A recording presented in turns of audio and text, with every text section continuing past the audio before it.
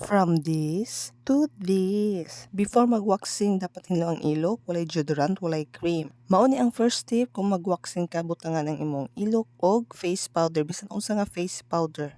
Din gamit na mo ang Hair Begone from Esme Organics, mo ni among wax. Cold wax ni among gamit ha, dili na ni siya initon. Magkuha lang ka dia og wax, din ipahid sa imong ilok. Kung daghag balibo ang imong ilok, pwede nimo daghanon. Kung gamay ra, gamay yun na pwede mo butang.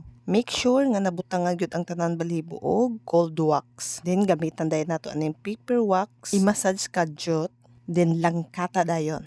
O diba, ing ana ara kadali mag-ibot og buhok sa imong ilok. Dili na hawyon imong liog ani ug di na jud ka malibat inig ibot sa imong ilok kay ratsada na. Ang pinakaganahan pa gyud nako kay maibot gyud ang roots sa buhok mo nang dugay mo tubo ang atong mga balibos ilok. Tanggalon nato ang excess wax gamit ang paper wax. Kung naapay nabilin nga mga balhibos sa imong ilok, repeat the procedure ra.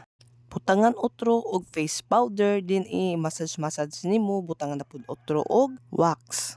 Ipahiday nimo sa ilok, o yan na kasimple nga mag-ibot sa inyong ilok. Butangan na pud og wax paper, din lang kata na sa. Ayaw na gyud ninyo hago-hago pa inyong mga mata nga malibat na og umibot sa inyong ilok. Kini ay gamita kay laras gyud tanan-tanan buhok nimo maibot, apil pa gyud ang iyang mga gamot mo ng dugay matubo ang atong mga buhok sa ilok. Pag nahinlo na ang imong ilok, butangi dayon na siya last og face powder kay di man na nimo siya bas-on within 8 hours para dili lagkit ang atong mga kailukan.